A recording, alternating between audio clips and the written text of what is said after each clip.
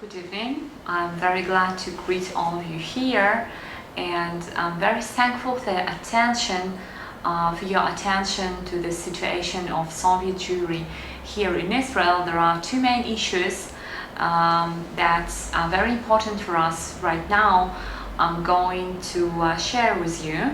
One of them is the famous funds that were allocated by the US Congress in the 90s in order to receive and resettle newly arriving immigrants that we learned from the US Congress report, and we started the process in order to obtain some information on the documents on these funds.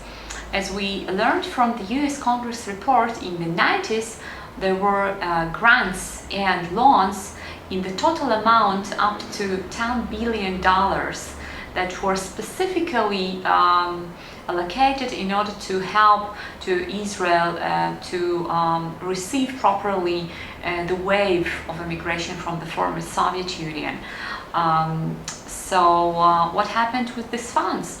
We started to make inquiries to the Ministry of Finance and Ministry of Absorption. It's the agency that was established especially in order to help to immigrants resettle in the new land, and it was almost a year they processed our inquiries, and it was with a great delay.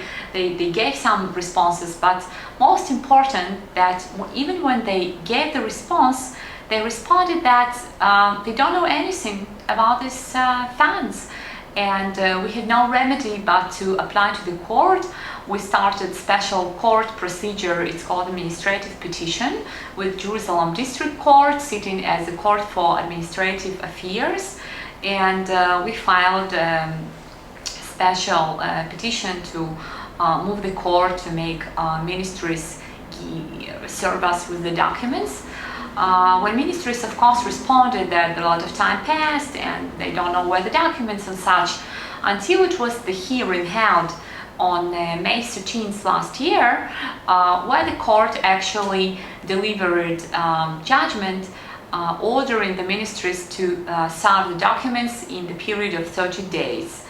30 days passed, there were more days that passed months after months, and after something like 5 months that they didn't serve the documents themselves and again tried to mislead us, we filed special motion according to the contempt of the court ordinance, and we moved the court to impose on them file or imprisonment in order to make them serve the documents finally.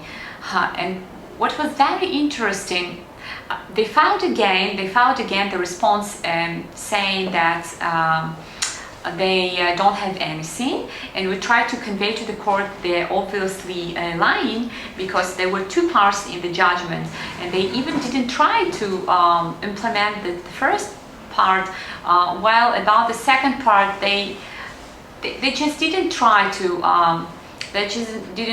implement it.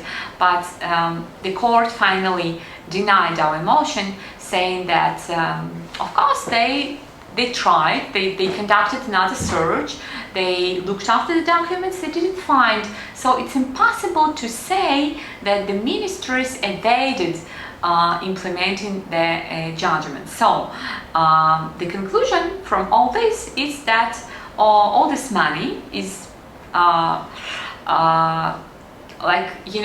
was going through the sieve. We didn't receive it. I mean, it would be great if it would reach its addressee, because we wouldn't have been in such a catastrophic situation right now. The catastrophic situation that may be called, no exaggeration, humanitarian catastrophe in all the spheres, in the housing, in their work, employment, in health, in social welfare, in whatever sphere you take.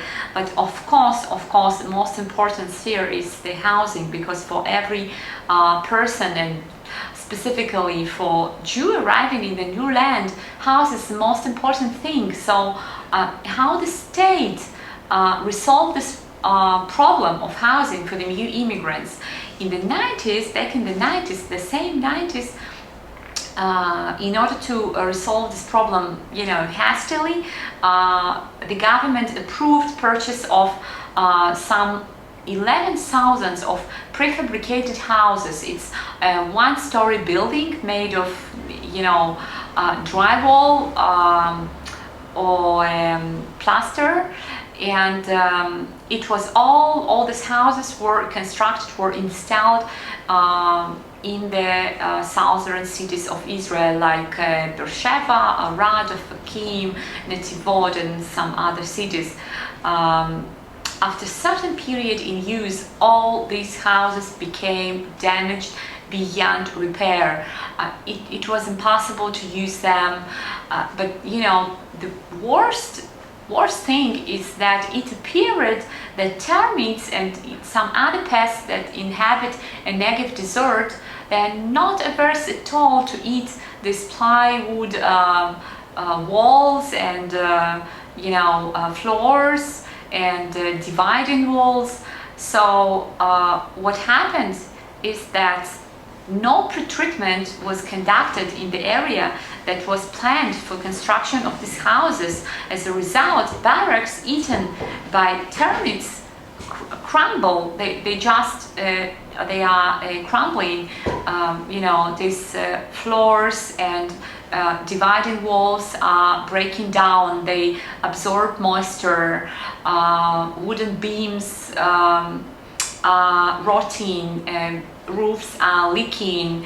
The houses are in a terrible condition, and it appeared also that on the heat, which is ordinary climatic condition in the south of Israel, these walls that are eaten by termites, they evolve gases and release formaldehyde, which caused already a lot of lighthouses residents respiratory tract diseases like cancers and some other, and claimed thousands of people's lives. So the situation, as you see in this light construction quarters, is just terrible. And what is interesting, until something like 2004, this problem of termites was completely ignored in Israel. It was like, problem doesn't exist. If lighthouses residents complained too strong, then Ministry of Construction allocated certain funds in order to make cosmetic repairs, wall painting, sunken toilet replacement, stuff like that, which of course didn't help. And sometimes after these repairs, the houses would destroy completely.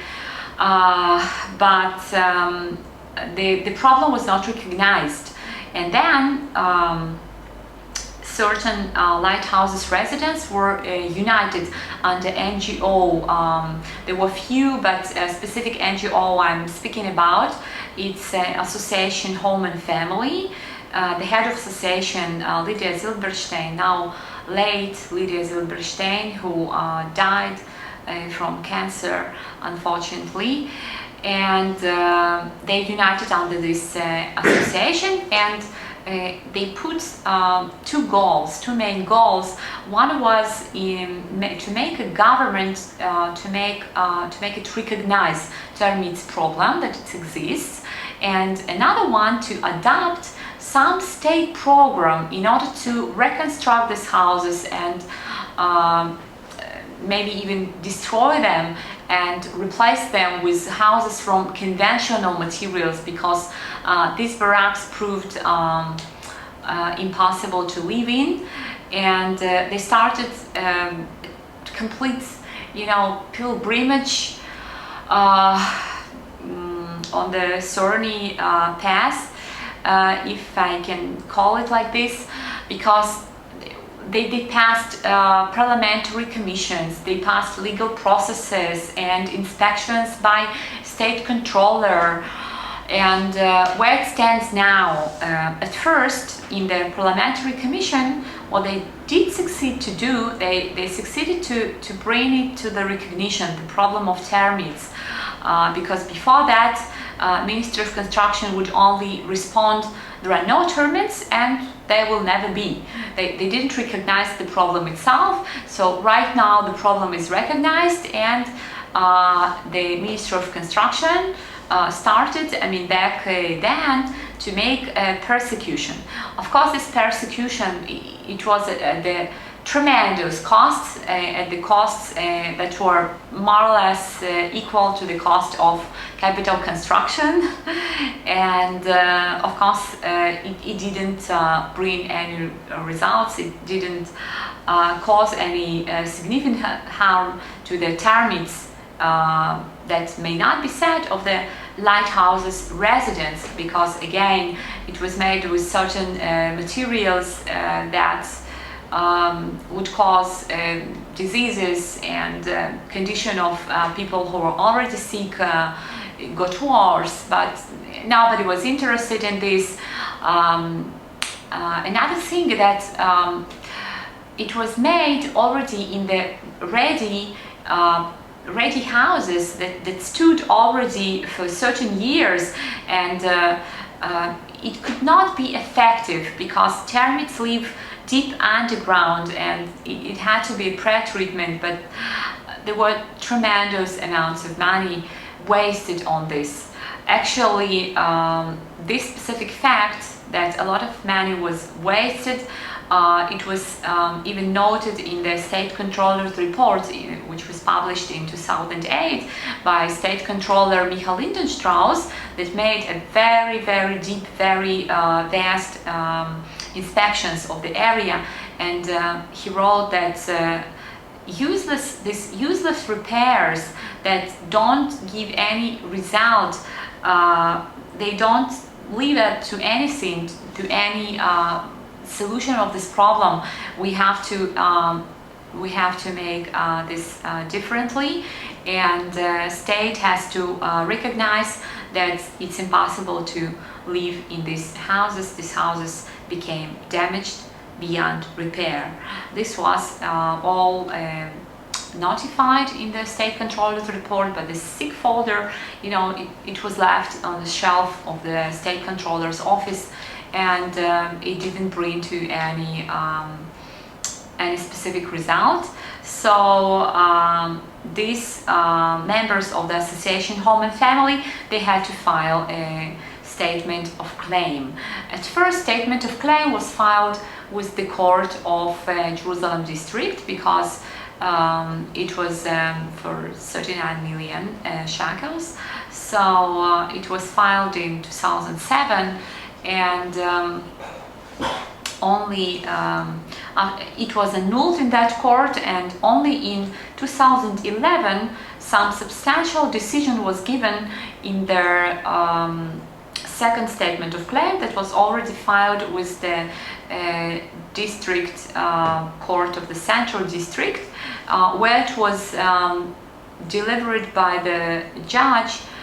Decision was said that it's necessary to refine the expert opinions attached to the statement of claim, and adjust and make corrections to the statement of claim accordingly. But unfortunately, this decision was not implemented, and the legal process was freezed for some 3 years in order to go and participate in the process of mediation, what's called in Hebrew gishur. And in the process of mediation, various proposals were made by the state and by the mediator. The last proposal, which was on the stake, it was to give to the plaintiffs some beggarly amount of money, which of course wouldn't be enough for anything, and of course they had to waive all their claims. On that point, it was in 2014, the plaintiffs applied to us, to our office, for independent legal opinion, and we had to investigate, we had to make legal due diligence in order to understand what's going on there, what is in the documents, And then we were surprised by the fact that technical documents that on the houses, the manufacturers, drawings and construction program according to which actually all these houses were constructed, they were never requested, nor in the previous proceedings before the statement of claim filing, neither in the legal process itself. And we started to check all these things, and we started the mediator's proposal. It was interesting that in support of his proposal, mediator brought the argument that it was the lighthouses residents' negligence in the exploitation of the houses that brought to these damages in violation of the manufacturer's instructions. For example, in these instructions it was said that they may not light candles and may not slam the door or water outer walls. So it was weird, like it begs the question, what about rain? And it was all totally weird, and as a result of our due diligence, it was advised that we get back to the legal process and make corrections to the statement of claim. And of course, for this, we needed the documents, we needed technical documentation on the houses. In the hearing that was held in the legal process already after we got back, now our office represents more than 250 members of the association Home and Family. We moved the court to order Minister of Construction and construction company Shikunu Pituah that constructed actually these houses. We moved the court to order them to serve us with the documents, and the court granted our request. And on 1st of March we received responses from the Minister of Construction and Shikunu Pituah attorneys, where they tell us Shikunu Pituah attorneys actually even didn't make it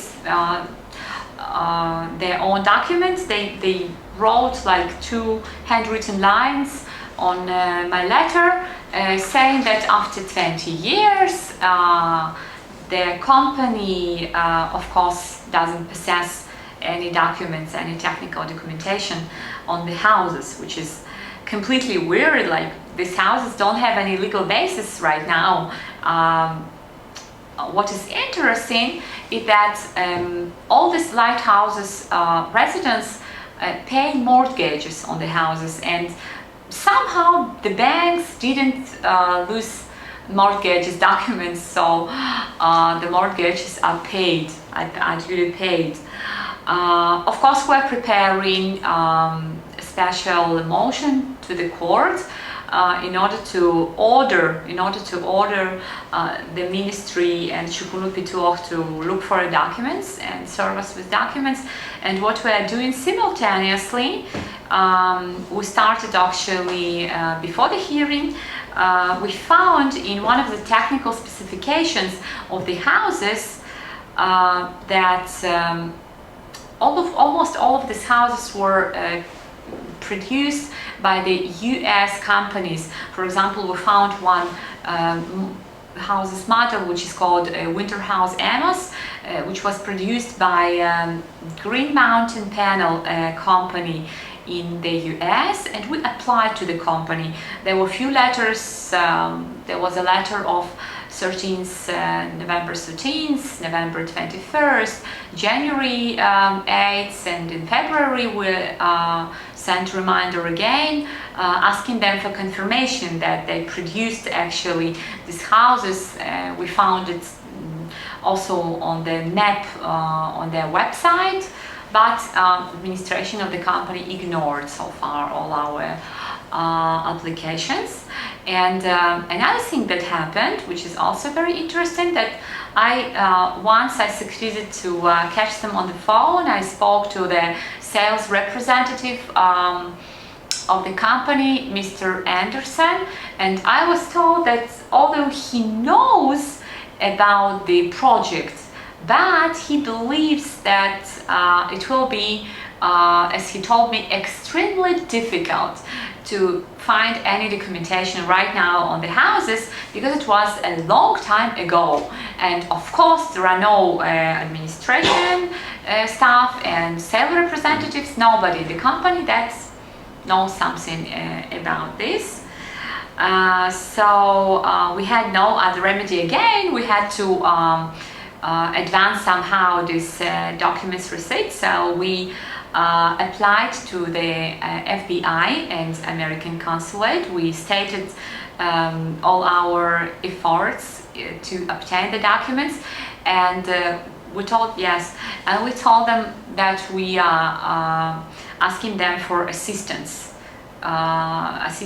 in the documents received from the US companies, and we believe that investigation has to be started on the entire purchase thing of these houses, prefabricated houses from the US, because right now we have a reasonable doubt to believe that these houses were designed to be the temporary shelters only, but they stand already for 20 years. Yeah, it's incredible, but it's a fact, that's true, and serve as a permanent shelter for tens of thousands of people. So there has to be intervention, of course, from the United States governments. And another thing that we made is that we applied to the Prime Minister, Mr. Benjamin Netanyahu, and asked him for assistance as well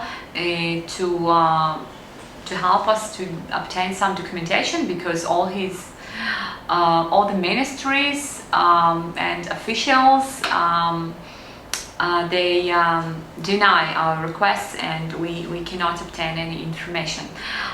The conclusion that I can make out of all this, and you see there is a similarity between the case with $10 billion US guarantees loans and grants, and with documentation on the lighthouses.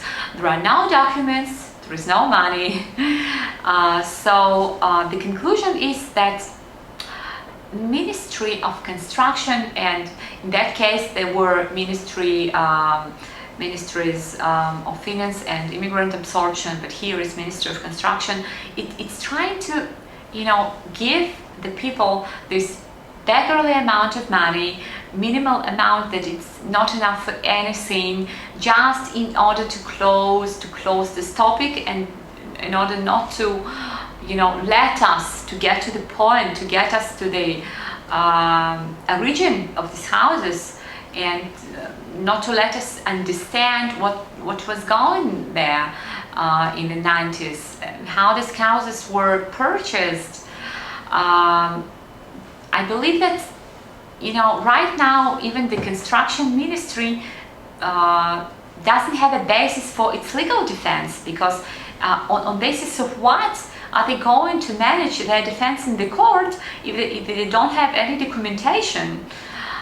So I believe that all the plaintiffs that are already inside the process, from Home and Family Association and those that we are inviting to join us in this struggle, they have a very good chance to receive a worthy compensation for all these damages. Thank you for your attention.